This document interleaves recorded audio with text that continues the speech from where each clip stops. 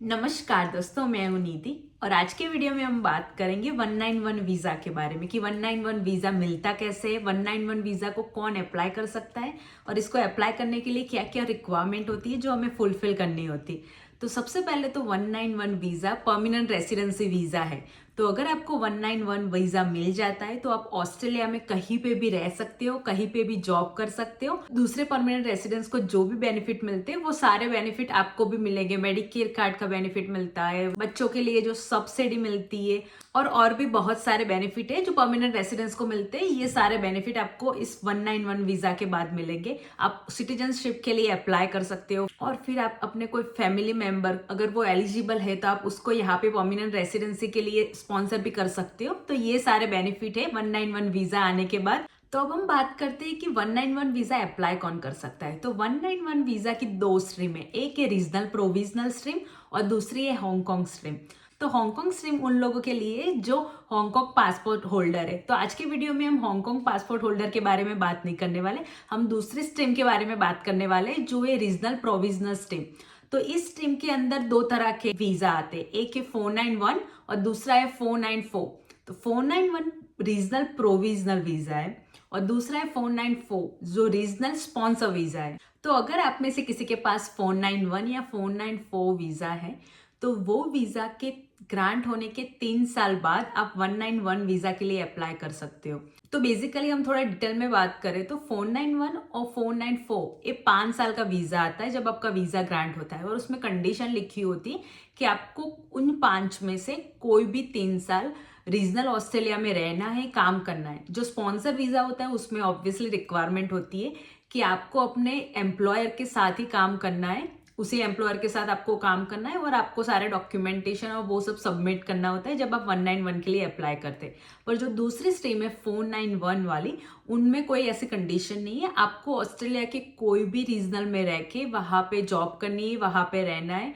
पहले ऐसी कंडीशन थी कि आपको मिनिमम 54,000 की इनकम दिखानी होती थी, अब तो वो भी रिक्वायरमेंट नहीं है। आपको सिर्फ अपने जो 3 साल का जो नोटिस ऑफ असेसमेंट होता है एटीओ की तरफ से वो आपको सबमिट करना होता है। जो आपके 5 साल है उसमें से कोई भी 3 साल आपको चूज करना है और वो 3 साल का आपको नोटिस ऑफ असेसमेंट उनको दिखाना है। मोस्टली कोई 5 साल का वेट नहीं करता है, जैसे ही 3 साल खत्म होते हैं सभी लोग अप्लाई कर लेते हैं क्योंकि आप एलिजिबल हो जाते हो। कंडीशन ये है कि आपके टोटल 5 साल हो गए, 5 साल में से कोई भी 3 साल आपको अपने सारे कंडीशन फुलफिल करके आप 191 वीजा के लिए अप्लाई कर सकते हो। कई कंडीशन में ऐसा भी हो सकता है कि बहुत सारे लोग ओवरसीज से भी यहाँ पे 491 वीजा लेके आए होते, तो उन केस में ऐसा हो सकता है कि उनका वीजा पहले आ गया हो पर वो यहाँ पे 6-12 महीने बाद मूव हुए हो, तो फिर उनका जब यहाँ पे मूव हुए उसके बाद उनका स्टार्ट होता है क्योंकि ऑब्वियसली उनकी जो रिक्वायरमेंट होती है वो फुलफिल नहीं होती रीजनल में रहने की।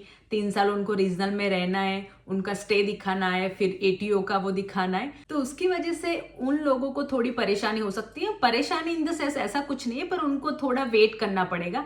अगर उनका 3 साल कंप्लीट नहीं हुए हैं तो उनको 3 साल कंप्लीट करके फिर अपनी फाइल लॉन्च करनी है। तो मेनली यही 3 रिक्वायरमेंट है आपको 191 वीजा अप्लाई करने के लिए। आपके पास ऑलरेडी 491 या तो 494 वीजा होना चाहिए, उसके 3 साल हो चुके होने चाहिए और आपने अपनी सारी कंडीशन रीजनल में रहने की, रीजनल में वर्क करने की कंडीशन फुलफिल की होनी चाहिए और आपको एटीओ का 3 साल का जो असेसमेंट होता है वो सबमिट करना है। That's it. इसके अलावा आपको और कुछ नहीं करना है क्योंकि आपने जब भी 491 या 494 अप्लाई किया होगा तब आपने ऑलरेडी IELTS PTA का स्कोर भी अपलोड किया होगा। तो 191 अप्लाई करने के लिए आपको कोई IELTS या PTA का स्कोर अपलोड नहीं करना है, इसमें कोई भी पॉइंट सिस्टम आपको अपडेट नहीं करनी है, इसमें कोई भी एज लिमिट नहीं है। अगर कोई ऐसा सोच रहा हो जब आप 491 और 494 अप्लाई कर रहे हैं, अगर आपके माइंड में ऐसा डाउट हो कि ऑलरेडी मेरी एज 45 हो जाएगी बाय द टाइम आप 191 अप्लाई करोगे और 45 से ऊपर भी हो जाएगी, तो वो मैटर नहीं करता है। इसमें कोई एज लिमिट नहीं है,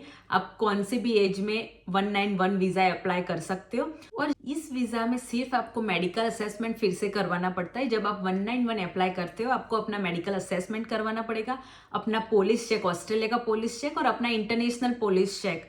आप जो भी कंट्री से आते हो अपनी कंट्री का भी आपको इंटरनेशनल पुलिस चेक करवाना पड़ेगा। तो यही सिर्फ 2 चीजें हैं और अगर किसी ने कोई क्राइम नहीं किया है तो ये प्रीटी नॉर्मल है, सिर्फ आपको सिर्फ करवाना है। अगर आपकी हेल्थ भी अच्छी है, आपका कोई क्रिमिनल रिकॉर्ड नहीं है तो इतना कुछ हार्ड काम नहीं है, प्रीटी ईजी है।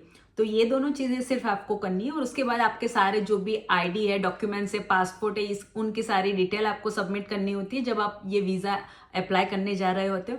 और जब आप 191 वीजा अप्लाई करते हो तो इसमें ऐसे भी कोई कंडीशन नहीं है कि जब आपने 191 वीजा अप्लाई किया था, अगर आप मेन एप्लीकेंट थे, पर अगर इस टाइम जब आप 191 अप्लाई करने वाले हो, आपके पार्टनर को अगर मेन एप्लीकेंट बनना है तो वो भी पॉसिबल है, वो भी आप कर सकते हो। और सम केस में अगर आपका जब 491 वीजा आया था, आप मैरिड थे, आप अपनी वाइफ के हस्बैंड के साथ थे, पर अगर कुछ गलत हो गया कई साल बाद, अगर वाइफ और हस्बैंड को सेपरेट होना पड़ा, तो फिर भी दो लोग सेपरेटली अपनी 191 की फाइल डाल सकते हैं। इसमें कोई रिक्वायरमेंट नहीं है कि आपको साथ में ही रहना है। अगर कोई सेपरेट हो गया है तो वो सेपरेटली अपनी 191 की फाइल डाल सकता है। सिर्फ रिक्वायरमेंट इतनी है कि उनको अपना जो भी कंडीशन था वो फुलफिल की होनी चाहिए, live and work in regional Australia, और अपना जो ATO का नोटिस ऑफ असेसमेंट है वो उनको सबमिट करना है। That's it. उसके अलावा और कोई रिक्वायरमेंट नहीं है। आप अपनी तरह से 191 की फाइल डाल सकते हो अगर आपके पास ऑलरेडी 491 का वीजा है। तो जब आप 491 वीजा डालते हो, अगर आप सिंगल हो, उसके बाद फिर आपकी शादी होती है, तो आप अपने पार्टनर को भी 491 वीजा में ऐड कर सकते हो। सेम इन 494 वीजा में भी आप अपने स्पाउस को ऐड कर सकते हो। और जैसे आप 191 वीजा जब डालने जाते हो तब भी आप अपने पार्टनर को ऐड कर सकते हो। और अगर हम बात करें 191 के प्रोसेसिंग टाइम की, ये बहुत इंपॉर्टेंट है क्योंकि आजकल प्रोसेसिंग टाइम थोड़ा धीरे धीरे करके बढ़ता जा रहा है। क्योंकि अगर लास्ट ईयर की हम बात करें तो 191 की फर्स्ट बैच रिलीज हुई थी, मतलब कि 491 वीजा इंट्रोड्यूस ही 2019 में हुआ था। उसके 3 साल बाद जब लोग एलिजिबल हुए 191 वीजा डालने के लिए, तब बहुत क्विकली आता था, 3-4 महीने में सबका आ जाता था 191 वीजा। कई लोगों का तो उससे भी जल्दी आ जाता, पर आजकल ये टाइम थोड़ा लंबा हो गया है। तो अभी की इंफॉर्मेशन के हिसाब से अगर हम वेबसाइट में देखें तो 50% एप्लीकेशन 10 मंथ में ग्रांट होती है और बाकी की टोटल 90% एप्लीकेशन अभी के लिए 11-12 मंथ लेती है। पर ये टाइम कम भी हो सकता है, ज्यादा भी हो सकता है। मोस्ट प्रोबेबली ज्यादा ही होता है। डे बाय डे जितने एप्लीकेशन एड ऑन होती जा रही है उतना टाइम वो लंबा होता जा रहा है। तो इसके लिए आजकल लोग पिटीशन साइन कर रहे हैं क्योंकि ये बहुत ही टाइम कंज्यूमिंग प्रोसेस है। बहुत सारे लोग इसका वेट कर रहे होते हैं क्योंकि लोगों को घर बाय करना होता है। 191 परमानेंट रेसिडेंसी के लिए बहुत ईगरली लोग वेट कर रहे होते हैं और ये हमारा टाइम वेस्टिंग टाइम है। जो भी 491 या 494 वीजा पे अपना 191 वीजा के लिए वेट कर रहा है, या तो ऑलरेडी अप्लाई कर दिया हो या तो अप्लाई करने वाले हो, तो ये पिटीशन प्लीज साइन करो। तो ये थी सारी इन्फॉर्मेशन 191 वीजा के बारे में। अगर आप में से कोई अप्लाई करने वाला है तो मैं दुआ करूंगी कि उनका 191 वीजा जल्दी से जल्दी आ जाए। अगर आपको आज का वीडियो अच्छा लगा तो प्लीज वीडियो को लाइक कीजिए, शेयर कीजिए अपने दोस्तों को और फैमिली के साथ, और प्लीज सब्सक्राइब करना ना भूलें। तो मिलते हैं फिर किसी और वीडियो में, तब तक के लिए बाय बाय।